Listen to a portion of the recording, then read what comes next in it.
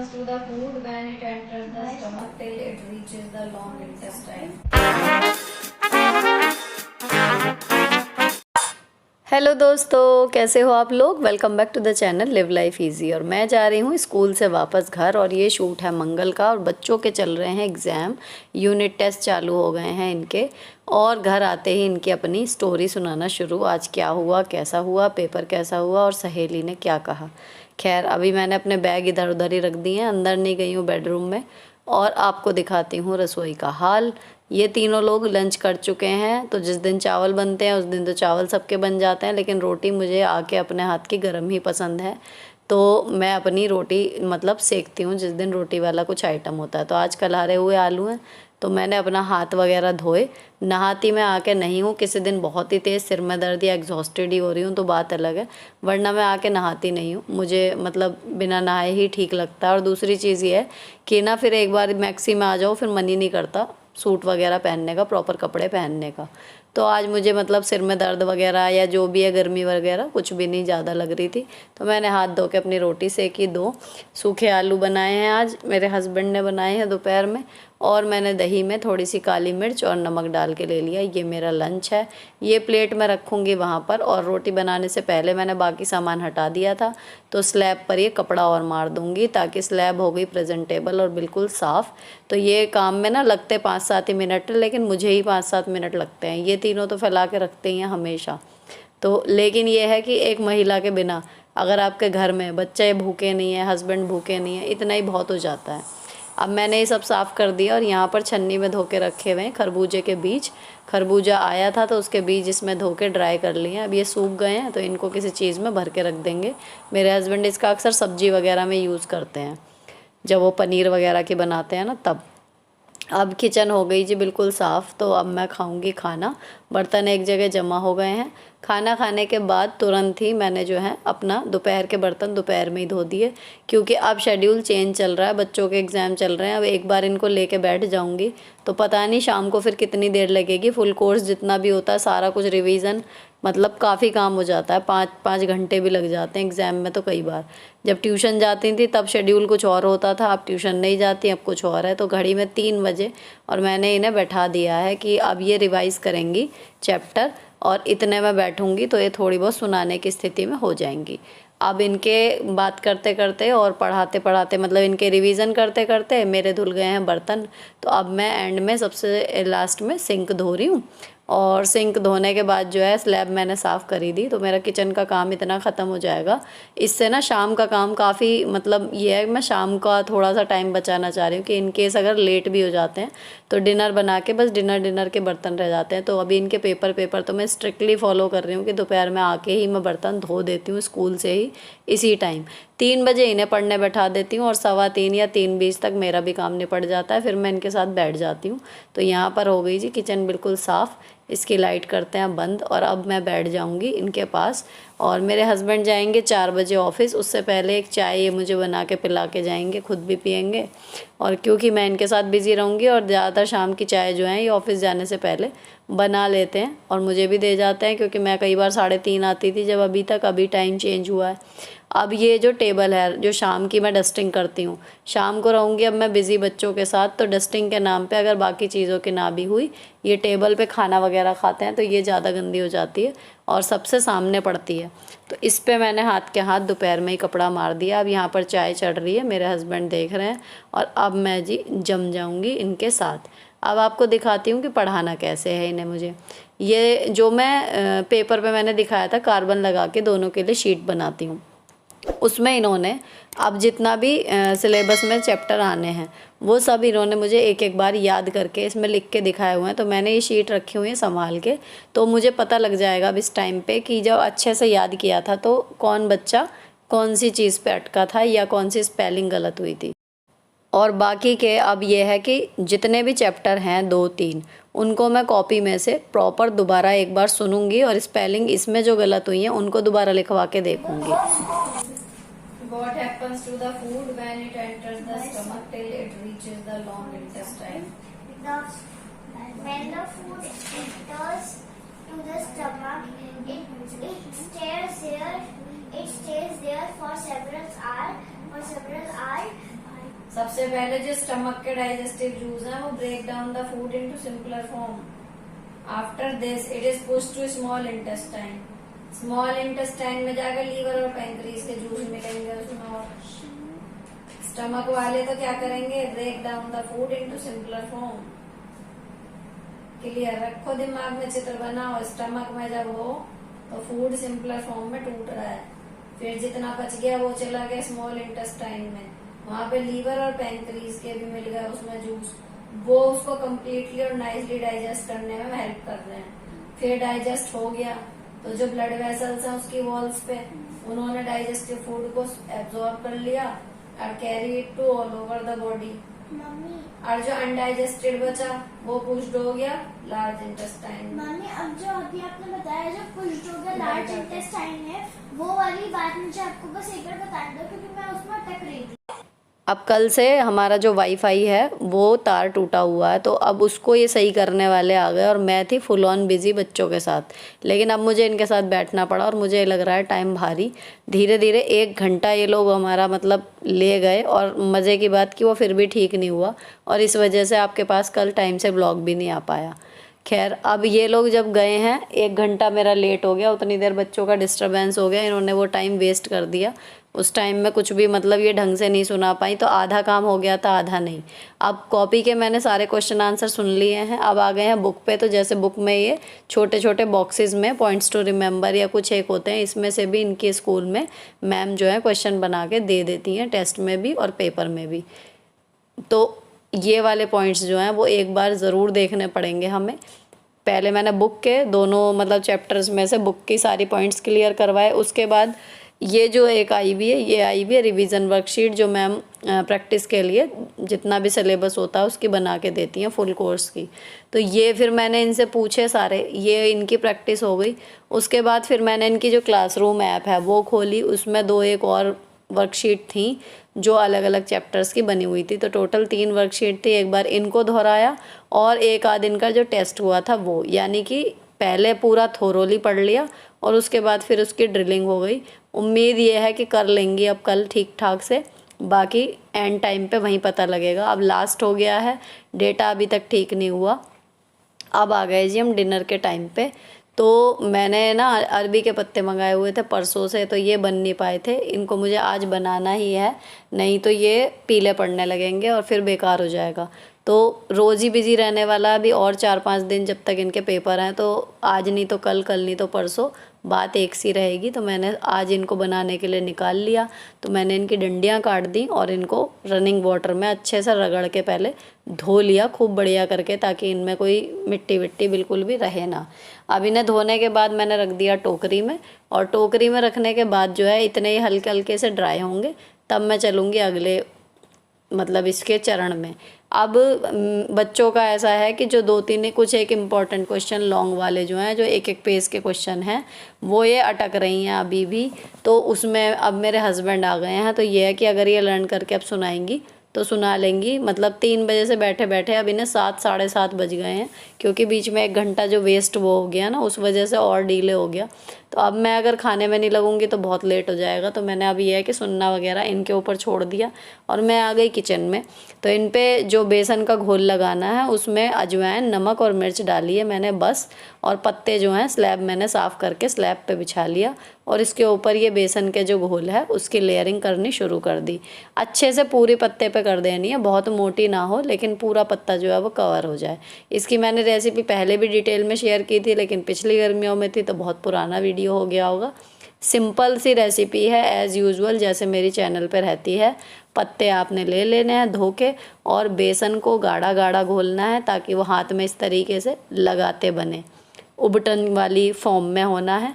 मसालों में सिर्फ नमक, लाल मिर्च और अजवाइन, बस 3 चीज़ डलेंगी। और इसमें जो है एक के ऊपर एक कम से कम 3 पत्ते तो आप लेयर कर ही दो, नहीं तो अगर छोटे और बहुत ही मुलायम पत्ते हैं तो आप 4 भी कर सकते हो। तो यहाँ बड़े बड़े पत्ते थे तो मैंने बस 3 पत्ते ये लगाऊंगी।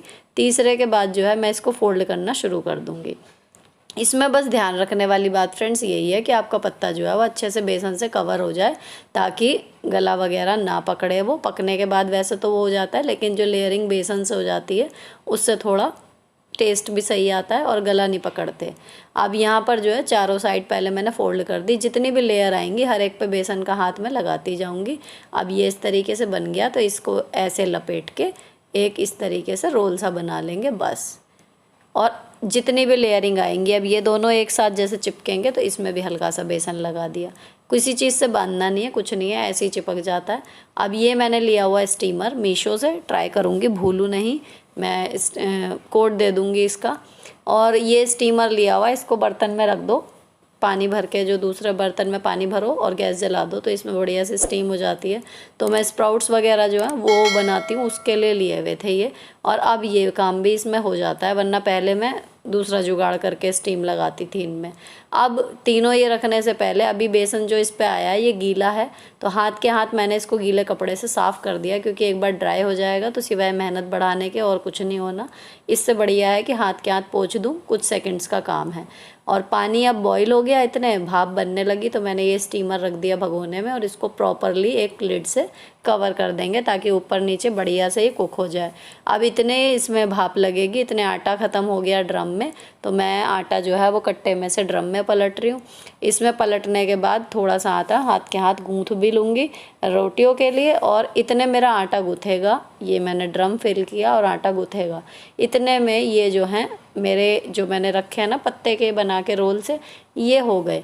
अब इनको चेक करने का तरीका क्या है, आप इसमें नाइफ़ डालो, नाइफ़ डालने के बाद निकाल के देखो, अगर सनता नहीं है बेसन 19-20 जैसे ज़रा सा ये लग रहा है, इतना चल जाता है। बाकी अगर आपका नाइफ़ जो है ऑलमोस्ट क्लियर ही आता है तो इसका मतलब आपके पत्ते जो हैं वो पक चुके हैं।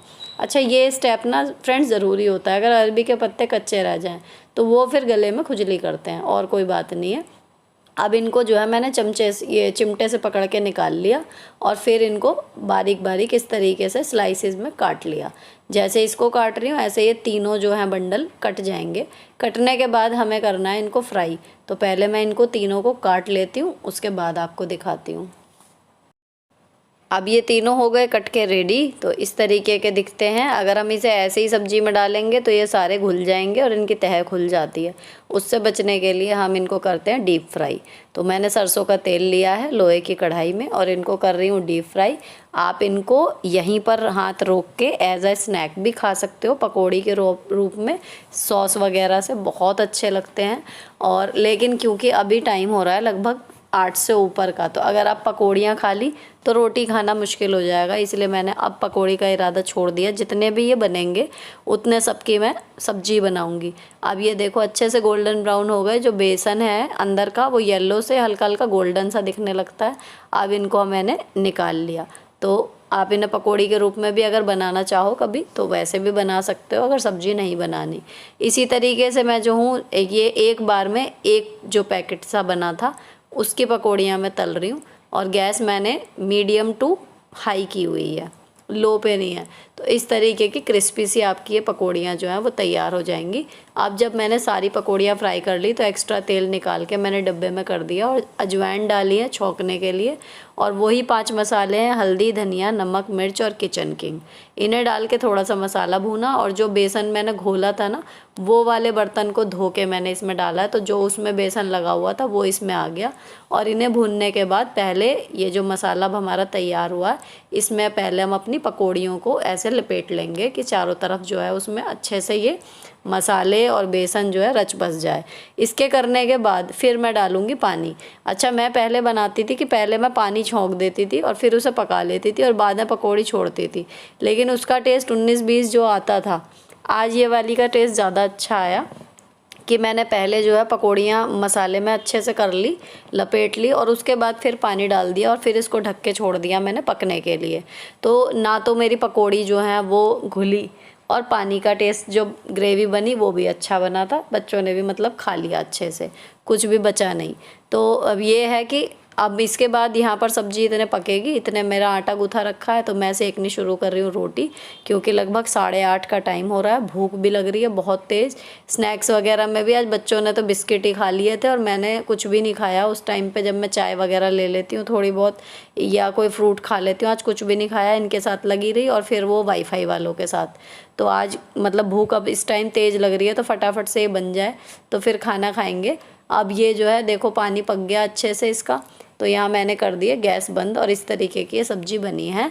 ग्रेवी थोड़ी पतली पतली है क्योंकि मैंने कुछ इसमें पीस के डाला ही नहीं और ना ही बेसन बहुत ज़्यादा डाला, लेकिन खाने में अच्छी बनी थी।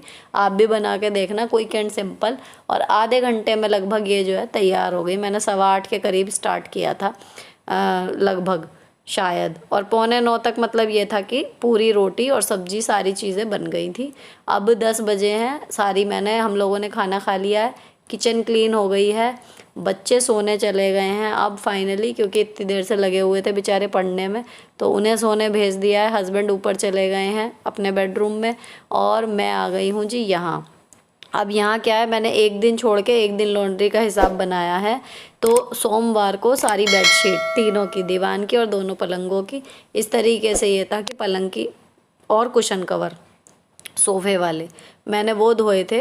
तो एक दिन मैं मशीन चला रही हूँ, लोड लगा रही हूँ, धो रही हूँ कपड़े, और अगले दिन उन्हें तय कर रही हूँ। तो ये हिसाब बिल्कुल ठीक बैठ गया है। थोड़ा सा टाइम रोज़ लॉन्ड्री को देना पड़ रहा है, लेकिन काफ़ी मतलब सही लग रहा है हिसाब किताब। ये वाला डेली धोना, डेली तय करना, वो थोड़ा सा मुझे लगा कि मतलब मज़ा नहीं आ रहा और ज़्यादा टाइम देना पड़ रहा है। ये वाला फाइनली ठीक लग रहा है, मे बी ये आगे मैं कंटिन्यू कर पाऊँ।